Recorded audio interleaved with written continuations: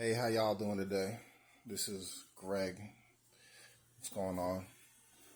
I want to speak a little bit about this Jason Whitlock Deion Sanders thing. Um, so I'm gonna just do that real quick. Now, before I get into all that, I just want to say that first of all, I'm somebody who actually watches Jason Whitlock's show pretty much, or listens to his podcast every day. So, you want to call me a fan or his or whatever, I guess that's somewhat fair. I agree with some of the stuff he says, and I think I disagree with some of the stuff he says. But I do like the fact that he's moved in the direction where he seems like he's trying to, try to push people to being better Christians or just Christians in general. So that's why I pretty much like his show. I like that aspect of his show. So like the fact that he's a sports writer, but I don't agree with a lot of his sports takes or some of his sports takes. But I do like the fact that he starts interesting conversation. So that's what attracts me to the show. So I'm just going to cite a couple of disagreements that I've had with him over the last couple days. He said something about Josh Allen not preparing himself as a great quarterback or not preparing himself like he should. He said he had a source on that. I don't know if he did or not. He didn't reveal it, obviously. And he basically went on after the Bills lost to the Jets and basically kind of said, "Oh, well, I had a source on Josh Allen." And he was talking to his one of his contributors, Steve Kim, and he said, "When I said that he don't prepare himself, you gave me flack." And I thought was wrong, because just because you lose or you have a couple interceptions against one of the best defenses in football against the Jets doesn't mean that you're necessarily right about what you're saying about him not preparing. Maybe the Jets were just good that day. It doesn't mean that you were necessarily he wasn't preparing himself like he should have. And of course, the Bills have won his last two games, and he hasn't brought up his source or whatever. So that was something I disagree. I think the Bills are a great team. I think Josh Allen's a great quarterback. I think if the Bills stay relatively healthy, they'll be in the Super Bowl against the 49ers. That's just my personal opinion. I don't even like Shannon. Well, again, Shannon Sharpe is somebody that I like his sports take, but we disagree on a lot of things politically. But one thing I will say is that one thing that Whitlock said about Shannon Sharpe, I disagreed with, is that Shannon Sharpe, he shouldn't have been so emotional about Skip Bayless's opinion about him. And I totally thought he was out of line for that, because you have a partnership. You're working with somebody. He's saying that his point was, I think, that the only person's respect that you should care about is God's. I understand that that's ideally speaking, that's very ideally speaking. Yes, I guess that is what you should do. But at the end of the day, we're all human. And if you have to be around somebody and work with somebody as closely as Shannon was working with Skip, I think for chemistry and for just, camaraderie, or to build camaraderie or chemistry, the person should respect you. This person, it's hard to work with somebody that doesn't respect you. Like, I don't know what type of work environment you would go to where you felt like you weren't being respected every day. Like, that's a tough thing to do. And for him to not recognize that and try to act like Shannon was like wrong for being emotional for Skip outright disrespecting him in front of millions of people was wrong. So I'm not here to get on Whitlock, because like I said, there are things that I do agree with him totally 100%. I just wanted to cite those two things as things that I've disagreed with him, just so that people don't think that I'm just like some bandwagon, or I'm just some sort of person who just agrees with everything he says. Now, with the Deion thing, and the thing that he's been talking about most of the day or whatever, or most of the last couple of weeks, I don't understand why. Now, you want to say, now, with that said, I'm going to say this. Kwame Brown came out with a video, and I think he made a good point. And he said that Jason Whitlock, he feels like, is attacking him about his Christianity or whatever. And he feels that, okay, if you have a problem with his Christianity,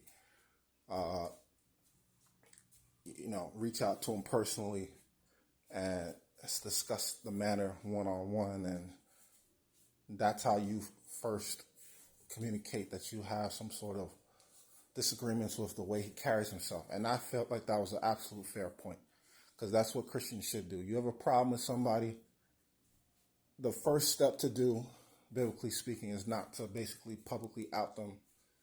It's to go to them one-on-one and say, hey, I think that you have some issues with whatever, can you work on that or whatever. Now, the only reason why I think that's a fair point is because Whitlock is famous, like Deion is famous. So I think Whitlock might actually have the means to actually reach out to Deion. Whether it's someone like me, who is like a nobody, I would never get within like 6 feet of Deion or whatever, unless I try to basically bum rush a practice or something like that. But I don't think I would ever do something like that. But I'm just saying that Whitlock is famous. He has connections. He could have probably reached out to him and actually done something like that. So if you want to get on Whitlock for that, or Whitlock's for going at Deion personally, as far as his personal problems, whatever, I feel like that's fair. Like, I don't know Deion as far as how he represents Christianity. If he had made a public statement that was against what the Bible goes against, I would have thought that would have been fair to criticize that. But I guess I haven't really heard anything. So, I don't think that's an unfair point by Kwame or anybody else who feels that way. What I have a problem with, though, is that I can't not like Deion because, or why do people seem to have a problem with people criticizing him the way he kind of carries himself as a coach? Like, why do I have to like everything that he does as a coach? Is why I have a problem with the people.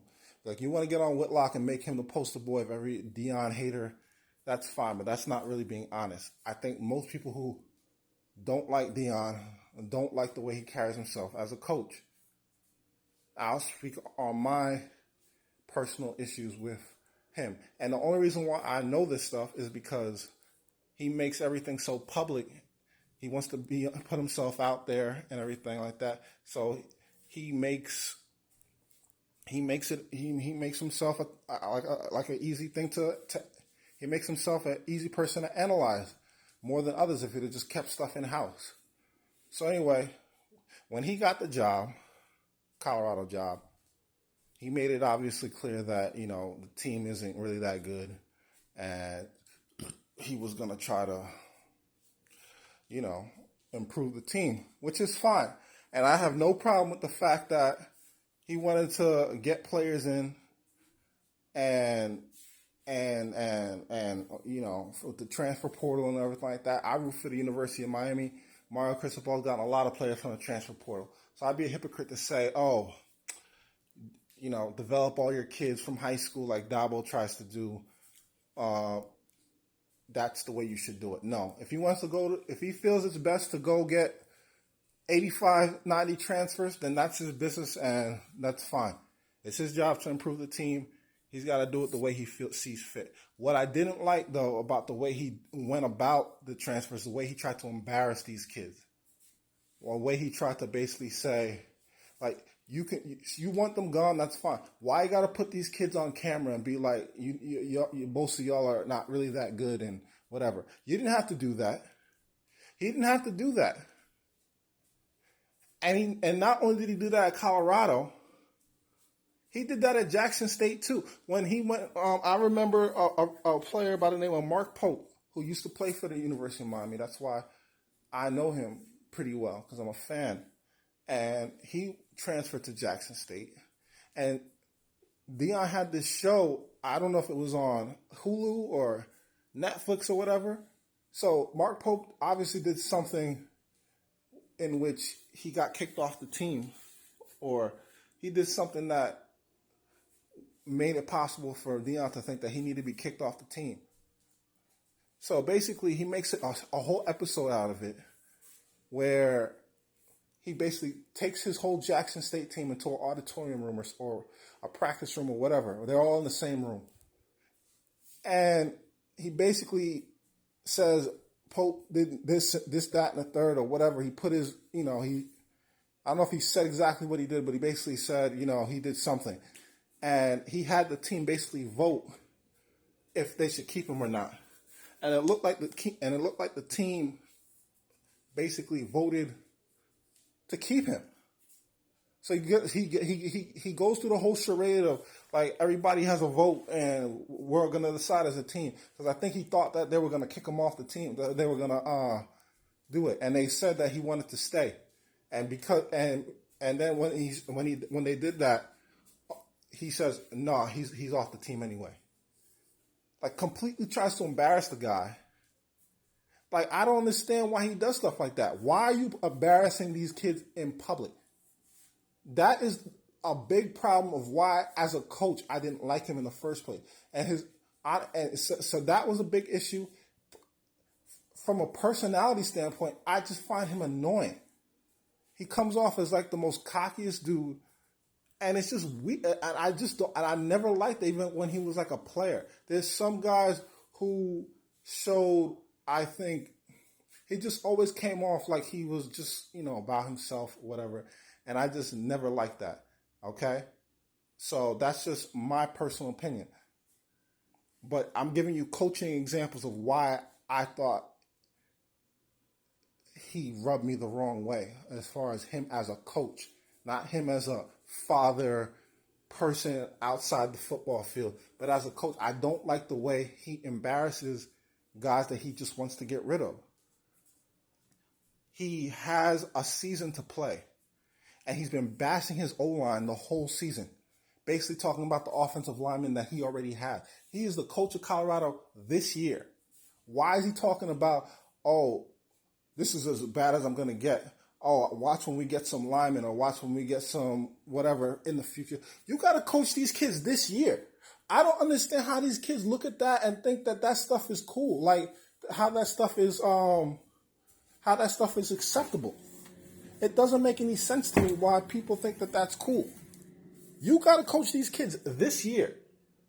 So why exactly do you feel like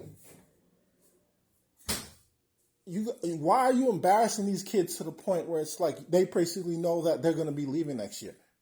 And if they quit the team, they're quitters and losers or whatever. But you're basically running them off already, basically. And that's what I have a problem with.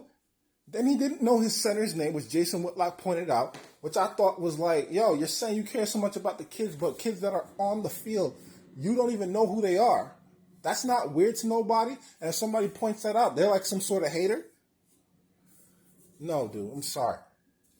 That's weird. And that's someone that basically, again, it just shows like his cocky attitude. Like he doesn't even feel the need to get to know all the players on his team. I've never seen a coach basically not know who was playing, where a media person basically asked them about a player who was playing, and they were like, who?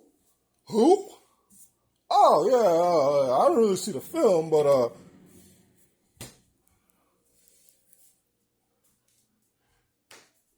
then again, so I don't understand why, people don't see that and see that as, what's up with dude?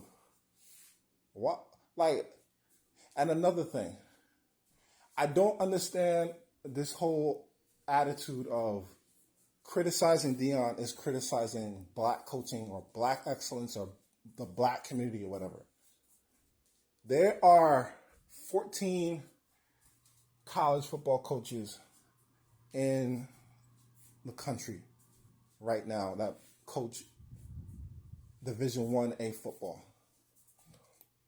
We had Marcus Freeman playing Ohio State in a top 10 matchup in prime time None of these black celebrities were there. Notre Dame had a legit chance to actually win a championship this year with their new transfer, Sam Hartman. Why didn't these black celebrities go and support Marcus Freeman? Why, if it's all about supporting the black coach? No, it's about supporting Deion. And then trying to make it seem like Deion represents all black people. Dude, some people don't have, everybody doesn't have to like Deion. Again, I don't understand why that's like a hard concept to understand. There's different reasons to not like Deion. And it doesn't even have to be personal. It's just the fact that, like I said, I'm a Miami fan. He went to Florida State. I don't like Florida State players, generally speaking. Or I'm a Giants fan. He played for the Cowboys. I don't like most Cowboys players, generally speaking. It doesn't even have to be like something real serious. It's just, I don't have to like everybody that coaches. Like, why does it, or it's just sports. Why do we have to like every single person? You're not, now, you want to talk about the Charleston White stuff where he's like talking about his kids or something like that? I don't support that. That's not something I support. But for the most part, the criticism has been sports, dude. So why does it have to be something serious of why, like, I just have to bow down and love everything that Deion Sanders is doing? Or if I rooted against Colorado and was happy, and I was happy that Oregon blew the doors off of Colorado. Some teams you just don't want to hear, you know, like some teams you just don't want to, like I was rooting against Alabama all throughout their dynasty. Does that mean I don't like white people because I didn't like Nick Saban? Or I didn't like Urban Meyer? All of a sudden I don't like Deion and somehow I'm some sort of, like, that's weird, bro. That's absolutely strange. That's the first thing people think about is like the racial aspect of this whole thing. It's weird. Some people are just sports fans and just some coaches or personnel just rub you the wrong way when you're just trying to watch. That's just, and some people galvanate you and you get behind them. And it's like, oh, that's my man. I want to root for him. There's no rhyme or reason to it. Sometimes you just, that's who, some people you like and some people you don't. And for people to actually, for people to go on and try to make it seem like if you're not supporting this guy, you're like this sellout person or whatever. It's wrong, dude. And I just think that people are taking it way too deep with Whitlock. It sounds like some people are trying to find people to get dirt on him and try to make him look bad. They're looking up his old past behaviors and trying to hold them against them. Like, that's weird, bro. Like, I mean, I don't understand. Like, I don't, maybe, like I said, I think Kwame made a good point about the spirituality, about going to him in private. And like I said, he might have the means to do it. So I think that might be a good point. But that doesn't necessarily, but if his issue with Deion is, spiritually speaking, that Christianity, one of the staples of Christianity should be humility.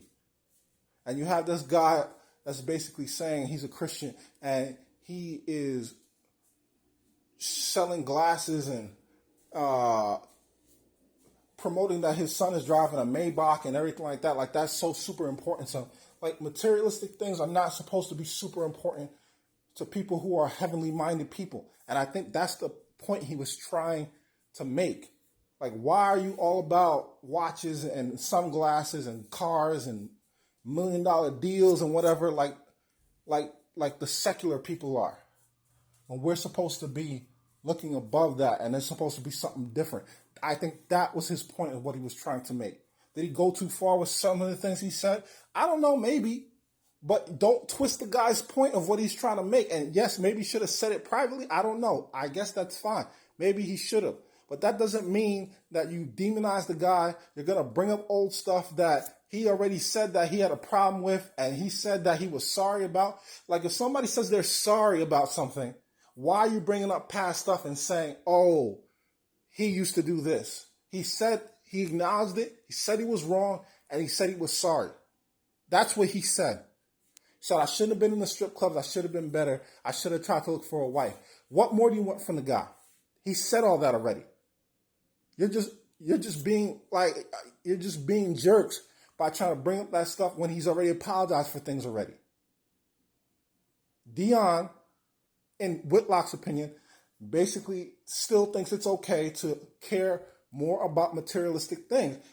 That's why he keeps bringing it up.